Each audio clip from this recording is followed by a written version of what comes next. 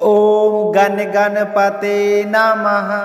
आज आप सुनेंगे वाल्मीकि रामायण बालकांड का 45वां सर्ग। तो प्रेम भाव से कहिए गणेश जी महाराज की जय हो, सियावर रामचंद्र भगवान की जय हो, हनुमान जी बाबा की जय हो, श्री राम दरबार की जय हो। भगवान श्री राम का वचन सुनकर मुनि श्रेष्ठ विश्वामित्र जी ने विशालापुरी के प्राचीन इतिहास का वर्णन करना शुरू किए। कहने लगे कि हे श्री राम, मैंने इंद्र के मुख से विशालपुरी के वैभव का प्रतिपादन करने वाली कथा सुनी थी। उसी कथा को मैं विस्तार से तुम्हें बता रहा हूँ, तुम ध्यानपूर्वक सुनना।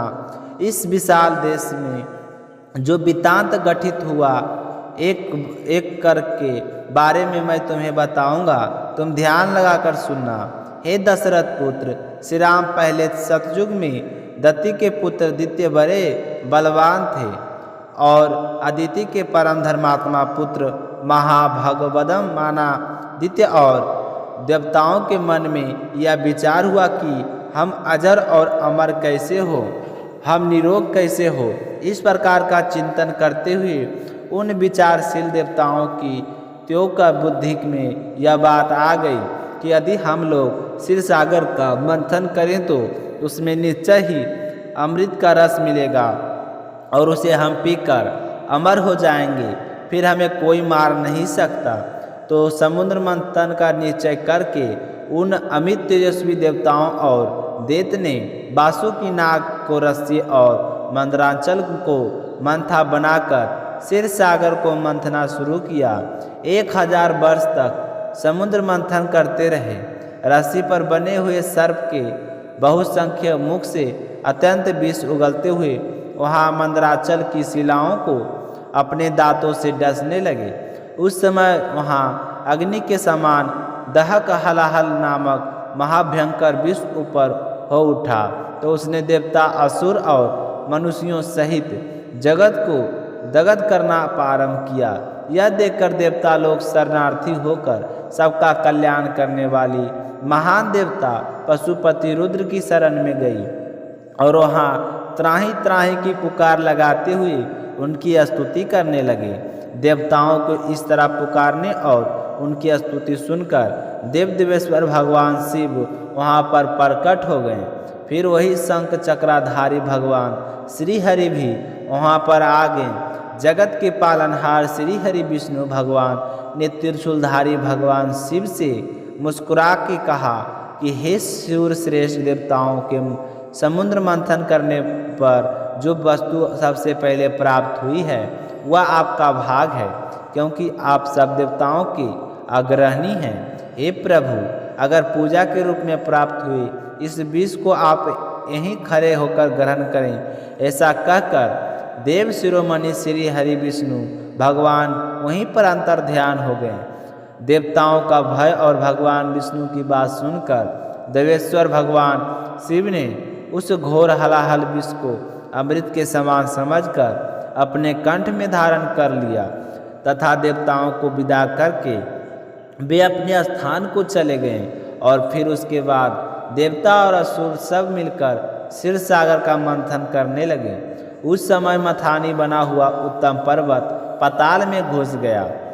वत देवता भगवान मधुसूदन की स्तुति करने लगे, कहने लगे कि हे महाबाहु, आप ही संपूर्ण प्राणियों की गति हैं, देवताओं के अवलंबन हो तो आप ही हैं। आप हमारी रक्षा कीजिए और इस पर्वत को ऊपर उठाइए। तो देवताओं की परेशानी जानकर भगवान ऋषिकेश ने कच्छ का रूप धारण किया और उस पर्वत को अपने पीठ पर रख कर वे श्री हरि विष्णु भगवान वही समुद्र के भीतर सो गए। और फिर विश्व आत्मा पुरुषोत्तम भगवान केशव उस पर्वत शिखर को हाथ से पकड़कर देवताओं के बीच में खड़े होकर स्वयं भी समुद्र मंथन करने लगे। 1000 वर्ष बीतने पर उसी क्षीर सागर से एक आयुर्वेद में धर्मात्मा पुरुष प्रकट हुए, जिनके एक हाथ में दंड और दूसरे में कमंडल था। उनका नाम धनवंतरी था। उनके पर होने के बाद सागर के समुद्र क्रांति वाली बहुत सी अप्सराएं प्रकट हुई। मंथन करने से ही जल में उसके रक्त से वे सुंदरियाँ उत्पन्न हुई थी, इसलिए वे अप्सरा कहलाई। उन सुंदर कांति वाली अप्सराओं की संख्या 60 करोड़ थी, और जो उनकी परिचारिका थी उनकी तो गणना ही नहीं की जा सकती। वे तो सारी असंख्य थी। उन अप्सराओं को समस्त देवता और कोई भी अपनी पत्नी रूप से ग्रहण ना कर सके, इसलिए वे साधारण ही मानी गई। उसके बाद वरुण की कन्या वारुणी, जो सुरा की अभिमन्यु थी, वे प्रकट हुई और अपने को स्वीकार करने वाले पुरुष को खोजने लगी। हे श्री राम, दैत्य ने उस वरुण कन्या सुर को नहीं ग्रहण किया, परंतु आदित्य के पुत्र ने अनित सुंदरी को ग्रहण कर लिया। सारा को ग्रहण नहीं करने के कारण दैत्य असुर कहलाई, और सूरा सेवन के कारण ही अदिति के पुत्रों की सुर संज्ञा हुई। वारुणी को ग्रहण करने से देवता लोग हर्ष प्रफुल्लित और आनंदमगन हो गए, और फिर उसके बाद घोरों का उत्तम उत्तरसे का कुसुत मणि तथा परम उत्तम अमृत मिला। उस अमृत के लिए देवताओं और असुरों के बीच महान संग्राम हुआ। अदिति के पुत्र दति के पुत्रों से युद्ध करने लगे। सारे के सारे असुर राक्षसों से मिलकर एक हो गए, और देवताओं के साथ उनका महाघर संग्राम होने लगा, जो तीनों लोगों में मोह में डालने वाला था। जब देवताओं और असुरों का वह सारा समूह कर्ण हो चला, तब महाबली भगवान विष्णु ने मोहिनी माया का आश्रय लेकर तुरंत ही अमृत का अपहरण कर लिया। जो दैत्य बलपूर्वक अमृत छीन लाने के लिए अविनाशी पुरुषोत्तम भगवान विष्णु के सामने गए, तो उन्हें प्रभावशाली भगवान श्री हरि विष्णु ने उस समय युद्ध में ही मार डाला। देवताओं और दैत्यों के इस घोर महायुद्ध में आदिति के वीर पुत्र दंती के पुत्रों का विशेष संहार किया। दैत्य का वध करने के पश्चात त्रिलोकी का राज पाकर देवराजेंद्र बड़े ही प्रसन्न हुए, और ऋषियों तथा चरणों सहित समस्त लोगों का शासन करने लगे। तो इस तरह श्री हरि विष्णु भगवान ने मोहिनी अवतार लेकर समुद्र मंथन के दौरान मिले हुए अमृत को दैत्य को ना पिलाकर देवताओं को पिला दिया, जिससे पीकर सारे देवता अमर हो गए। आज का सर्ग समाप्त हुआ। अगले सर्ग में आप सुनेंगे कि अपने पुत्रों के मारे जाने पर दंती को कितना दुख हुआ था, और उन्होंने अपने पति से क्या कहा था। यह सुनने के लिए कल का सर्ग जरूर सुनिए। प्रेम भाव से कहिए सियावर रामचंद्र भगवान की जय हो। तो इसी कहानी सर्ग के साथ एक कहानी की और ज़रूर सुननी चाहिए, क्योंकि कभी भी सर्ग और कहानी और कथा अकेला नहीं सुना जाता है। तो इसी के साथ हम एक सुनेंगे और कथा। अब अपने सुनेंगे लप्सी और तपसी की कहानी। इस कहानी को हर व्रत कथा के बाद में जरूर सुनना चाहिए। इस कथा को सुने बिना हमारे व्रत और पूजा पाठ का पुण्य फल नहीं मिलता। एक लप्सी था, एक तपसी था। तपसी हमेशा भगवान की तपस्या में लीन रहता था। लप्सी रोज सावा सिर की लप्सी बनाकर भगवान को भोग लगाकर भोजन कर लिया करता था। एक दिन किसी बात को लेकर उन दोनों में कहासुनी हो गई और दोनों जोर जोर से लड़ने लगे। तपसी कहने लगा कि मैं तो रोजाना भगवान की तपस्या करता हूँ, इसलिए मैं बड़ा हूँ। तो लप्सी कहने लगा कि मैं रोजाना भगवान को सावा सिर की लप्सी का भोग लगाता हूँ, इसलिए मैं बड़ा हूँ। इस तरह कहते हुए दोनों जोर जोर से लड़ने लगे। तभी वहाँ से नारद जी गुजर रहे थे। दोनों को लड़ता हुआ देखकर वहाँ आ गए और उनसे पूछने लगे कि तुम दोनों आपस में क्यों लड़ रहे हो। तो तपसी ने खुद को बड़ा होने का कारण बताया और लप्सी ने अपने बड़े होने का कारण बताया और कहने लगे कि अब आप ही हमारा फैसला कर दीजिए। तो नारद जी ने कहने लगे कि मैं तुम्हारा फैसला तो कर दूंगा, लेकिन कल आऊँगा, तुम दोनों तैयार रहना। दूसरे दिन लप्सी और तपसी नहा धोकर अपनी रोजाना की भक्ति करने आई तो नारद जी वहाँ पर छुप कर बैठे थे और उन्होंने सोने की एक एक अंगूठी उन दोनों के आगे रख दी। जैसे ही नज़र जब अंगूठी पर पड़ी तो तपसी ने उठा लिया। उसने चुपचाप अंगूठी को उठाया और अपने पैर को नीचे दबा ली, लेकिन लप्सी की नज़र उस अंगूठी पर पड़ी, लेकिन उसने ध्यान नहीं दिया। उसने रोजाना की तरह लप्सी बनाई और भगवान को भोग लगाया, फिर स्वयं भोजन करने लगा। तो नारद जी उन दोनों के सामने आ गए। तो देखते ही दोनों कहने लगे कि अब बताओ हम में से कौन बड़ा है। तो नारद जी कहने लगे कि लप्सी ही बड़ा है। तो यह सुनकर तपस्वी को बड़ा ही आश्चर्य हुआ।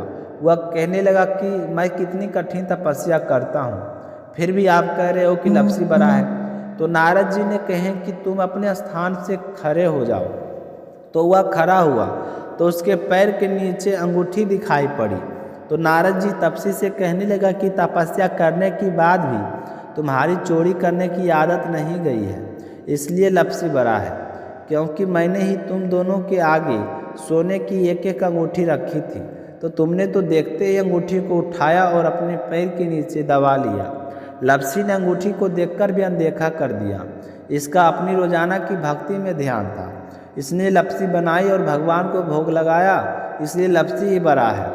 और तुम्हें तुम्हारी कठिन तपस्या का कोई फल नहीं मिलेगा। तो यह सुनकर तपस्वी का अपने किए पर पछतावा हुआ और शर्मिंदा होकर नारद जी से माफ़ी मांगने लगा और कहने लगा कि महाराज मुझसे गलती हो गई है, आज से मैं कभी भी चोरी नहीं करूँगा। मुझे बताओ कि मुझे मेरी तपस्या का फल कैसे मिलेगा। मैंने तपस्या बड़े ही श्रद्धा भाव से की है। तो तपस्वी की बात सुनकर नारद जी कहने लगे कि यदि घर पर सारी रोटी बनाकर गाय और कुत्ते की रोटी नहीं बनाएगा तो वह फल तुझे मिलेगा। अगर कोई दिया से दिया जलाए तो उसका फल भी तुझे मिलेगा। कोई ब्राह्मण को भोजन करवाकर उसे दक्षिणा नहीं देगा तो उसका फल भी तुझे मिलेगा।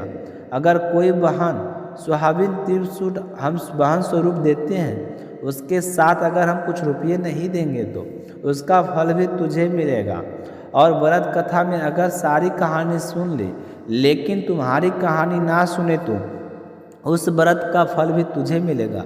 तो यह सुनकर तपस्वी बहुत ही खुश हुआ और उसके बाद कभी भी चोरी ना करने का प्रारंभ कर लिया। कहा जाता है कि उसी दिन से हर व्रत कथा के बाद में लप्सी और तपस्वी की कहानी कही और सुनी जाती है। कहानी समाप्त होते ही बोलना चाहिए कि लप्सी का फल लप्सी को मिले, तपस्वी का फल तपस्वी को मिले। हमारी कहानी का, हमारे व्रत का और हमारे पूजा पाठ का फल हमें मिले। तो यह थी एक छोटी सी कथा। तो आप सभी को सुनकर कैसी लगी कमेंट करके ज़रूर बताइएगा। और आप सभी अभी तक अगर अपने चैनल को सब्सक्राइब नहीं किए हैं तो चैनल को सब्सक्राइब जरूर कीजिएगा। मिलते हैं नेक्स्ट वीडियो में, तब तक अपना ख्याल रखिएगा।